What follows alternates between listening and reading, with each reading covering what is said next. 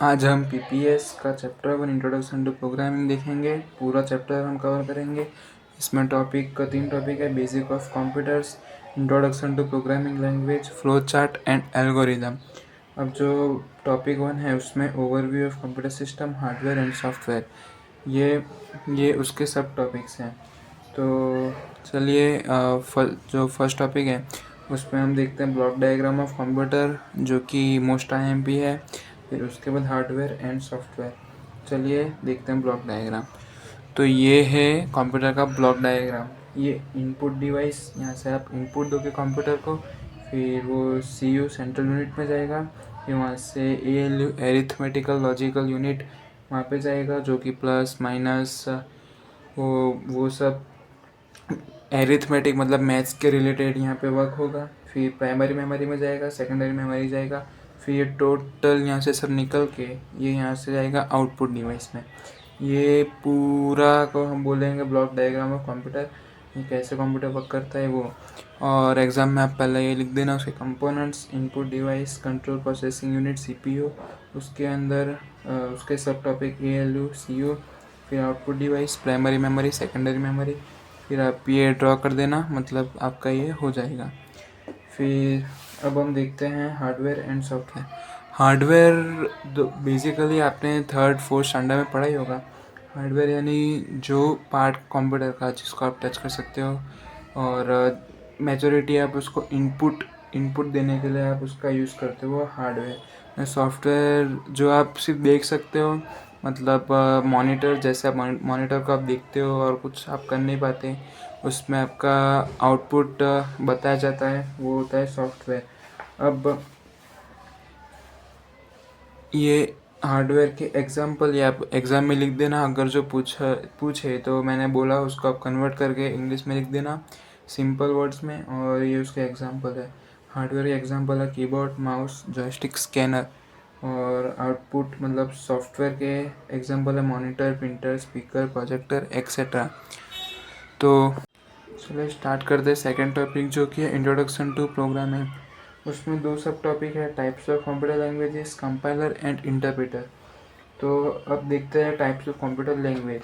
अब computer language, अब जैसे अब कंप्यूटर को हम कोई टास्क देना है, या तो कंप्यूटर को कोई इनपुट देना है, तो वो इनपुट वो समझने के लिए एक लैंग्वेज होती है ना, वो लैंग्वेज को हम कहते हैं कंप्यूटर लैंग्वेज। जैसे मैं आपसे बात कर रहा हूँ तो वो हिंदी लैंग्वेज है, वैसे कंप्यूटर से बात करने के लिए कंप्यूटर लैंग्वेज होती है, जो वो कंप्यूटर को टास्क परफॉर्म करने में हेल्प करती है, जो टास्क हम उसको देंगे वो। अब उसके दो टाइप है: low level language, high level language. तो अब लो लेवल लैंग्वेज, अब इसमें भी वापस दो टाइप है लो लेवल लैंग्वेज में, जो कि है मशीन लेवल और असेंबली लेवल। अब लो लेवल लैंग्वेज सिर्फ बेसिकली 0 और 1 का यूज़ करके वो चलती है। ये मैं नोट्स प्रोवाइड कर रहा हूँ, वो आप देखिए, उसमें आपको समझ में आएगा। मैं आपको ऊपर समझा रहा हूँ, ये आप देखेंगे, पढ़ेंगे, रेफर करेंगे तो आपको और ज़्यादा अच्छे से समझ में आएगा।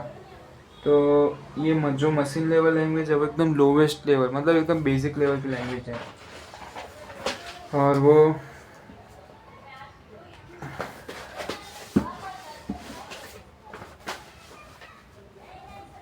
उसको इस तरह से डिज़ाइन किया है कि वो अंडर वो 0 और 1 के फॉर्म में वो प्रोग्राम को करती है। और उसके एडवांटेजेस हैं, ये उसके एडवांटेजेस हैं मशीन लेवल लैंग्वेज के, और उसके डिसएडवांटेजेस।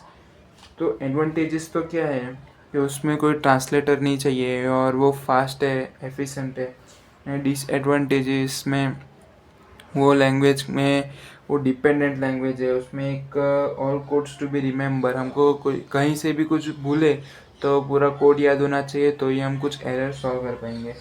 फिर इसका ही second type assembly level language. अब लो लेवल का ही सेकंड टाइप है। ये लेवल जो ये लैंग्वेज थी वो थोड़ी जो डिफ़िकल्टी थी, ये जो लो लेवल जो हमने पहले देखा, उसको सॉल्व करने के लिए ये, और इसमें क्या था, अल्फा न्यूमेरिक जो सिंबल थे ना, वो मिले, जो कि हम नेमोनिक कोड भी बोलते हैं। तो ये है। फिर इसके एडवांटेजेस एंड डिसएडवांटेजेस। अब इसमें आप मॉडिफिकेशन एकदम इजी होता है, जो कंपेयर इसके पहले देखा उससे ये इसमें मॉडिफिकेशन करना इजी होता है। और इसकी ये डिसएडवांटेजेस, तो ये था। अब इसके बाद लो लो लेवल था ये। अब ये high level language. High level language मतलब जो अभी हम बड़े बड़े जावा, पाइथन, C++, फॉर्टन, ये सब बड़ी बड़ी जो कोडिंग करते हैं वो सब हाई लेवल लैंग्वेज में। तो ये आप पूरा पढ़िए, समझिए और लिख देना, और इसके एडवांटेजेस डिसएडवांटेजेस। तो अब आगे बढ़ते हैं और देखते हैं फ्लो चार्ट और एल्गोरिदम, जो कि कंफर्म ही होता है कि एक का तो फ्लो चार्ट और एल्गोरिदम में से एक क्वेश्चन तो आता ही है। तो चलिए आगे बढ़ते हैं। तो चलिए पढ़ते हैं फ्लो चार्ट एंड एल्गोरिदम, जो कि एक एक क्वेश्चन तो 7 और 4 मार्क का कंफर्म ही है, 3 मार्क का भी आ सकता है कि फ्लो चार्ट और एल्गोरिदम में से तो आएगा ही, और ये इम्पोर्टेंट टॉपिक है। तो पहले देखते हैं फ्लो चार्ट। फ्लो चार्ट एक ग्राफिकल रिप्रेजेंटेशन है ऑफ अ प्रोसेस, और ये स्टेप बाय स्टेप प्रोसेस है जो हम करेंगे। ये हम कभी कोड लिखते समय हमें कुछ तकलीफ़ ना हो, इसके लिए हमें ड्रॉ करते हैं। तो इसको हम ड्रॉ करेंगे, ये कुछ इसके जो ये साइन सिंबल है इसका यूज़ करके हम पूरा उसको बनाएंगे, और इम्पोर्टेंट है तो ध्यान से देखिए। और खुद आप बुक लेके इसको एक बार ड्रॉ करिए, और आगे मैंने ब्लॉक डायग्राम बताया वो भी एक बार ड्रॉ करके, वो ये सब आप देखोगे तो नहीं आएगा, लेकिन आप 2 से 3 बार इसको ड्रॉ करोगे, इसको बनाओगे, तो आपको ये 100% आ जाएगा। तो चलिए, ये है इसका साइन। जो जो ऐसा बॉक्स बनाया तो समझ जाना कि ये प्रोसेस के लिए है। फिर ये स्टार्ट और स्टॉप। अब याद रखना कि फ्लो चार्ट में सबसे पहला आएगा स्टॉप और लास्ट में एंडिंग में आएगा एंड। तो ये याद रखिएगा, जब भी आप फ्लो चार्ट बनाए तो सबसे पहले स्टार्ट लिखे, ऐसा ऐसा ऐसा एक बनाने का, और उसमें स्टार्ट और स्टॉप लिखने का। ऐसा इसका डायग्राम होना चाहिए। नहीं आप इसके जगह ये करोगे और इसके जगह ये करोगे तो आप 0 मार्क्स, वैसा नहीं होगा। इसके लिए आपको सेम टू सेम ऐसा ही बनाना पड़ेगा, और उसमें स्टार्ट और स्टॉप। अब इसमें आपको इनपुट और आउटपुट, इनपुट यानी आपको यूज़र से पूछना है कि enter value of A, B और C। तो आप तभी इनपुट वाला सिंबल ड्रॉ करोगे, और इसमें आप ऐसा लिखोगे कि ask user to enter value of ABC, और आउटपुट मतलब आपको ABC की वैल्यू आपको पता चल गई और उसकी आपको वैल्यू स्क्रीन पे दिखानी है, तो आप आउटपुट, फिर भी ये सिंबल। और डिसीजन मेकिंग मतलब आपको 2 नंबर दिए हैं, तो B और C, अब उसमें से B बड़ा है C से या C बड़ा है B से, तो ऐसा आपको जब डिसीज़न करना हो तो आप ये डिसीज़न मेकिंग का सिंबल यूज़ करना। और ये फ्लो डायरेक्शन, और मतलब ऊपर है नीचे है एरो, उसके लिए आपको ये डायरेक्शन, और ये फिर ये कनेक्टर्स, मतलब दो को आपस में कनेक्ट करने के लिए ये कनेक्टर। ओके, तो इसको हम बेहतर समझते हैं एक एग्जांपल लेके। ये जो क्वेश्चन था वो 2025 में PPS के एग्ज़ाम में पूछा गया था। और अब फ्लो चार्ट को और बेहतर एक एग्जांपल लेके समझते हैं, जो कि है draw flow chart to find largest number from 3 numbers. ये 2025 एग्ज़ाम में ये आया था, जो कि समर एग्ज़ाम थी। तो ये है फ्लो चार्ट और एल्गोरिदम, उसमें शायद दोनों आया था। तो इसको हम समझते हैं। जैसे मैंने आपको बोला था कि ऊपर एक स्टार्ट और ये एंड बना ही देने का कंपलसरी। तो फिर अब बीच में ask user to enter ABC। अब हम ये इनपुट और आउटपुट का वो जो मैंने आपको सिंबल बोला था उसको यूज़ करेंगे, और उसके अंदर हम यूज़र से हम ABC और की वैल्यू लेंगे और उसको डिफाइन कर देंगे ABC। फिर अब यहाँ पे हम डिसीजन मेकिंग का सिंबल यूज़ करेंगे।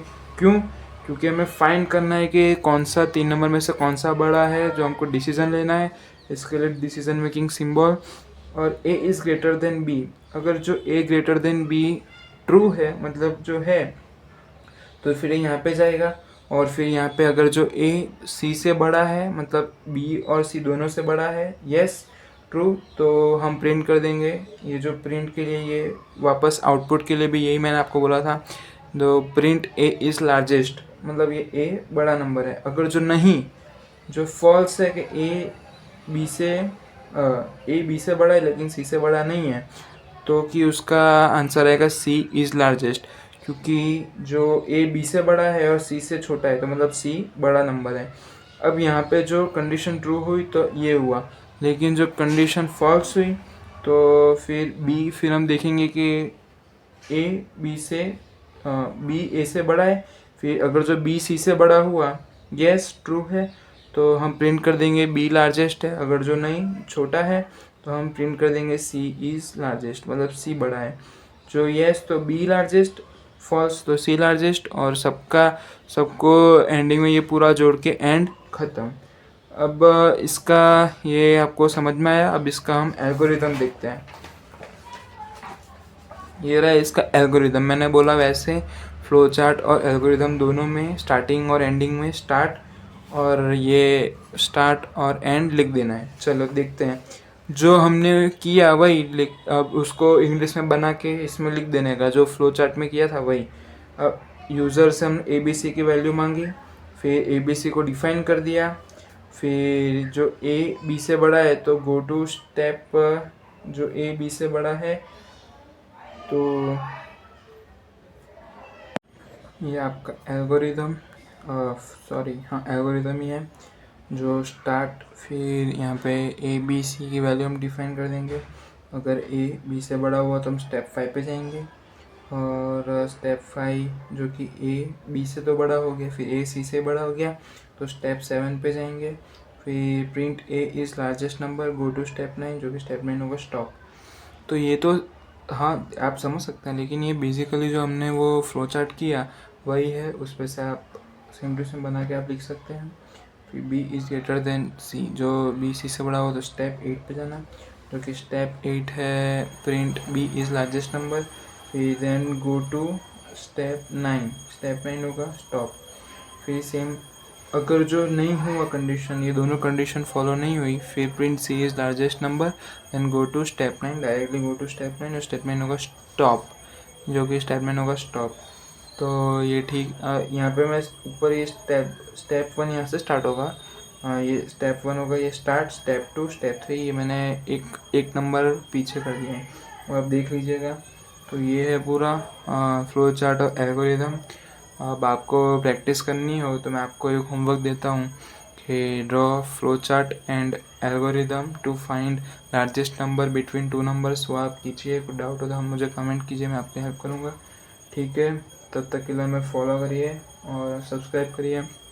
वीडियो अच्छा लगा तो लाइक करिए, और ऐसे ही हम आपका पूरा सिलेबस कंप्लीट करेंगे तो हमें तुरंत सब्सक्राइब कीजिए। Thank you.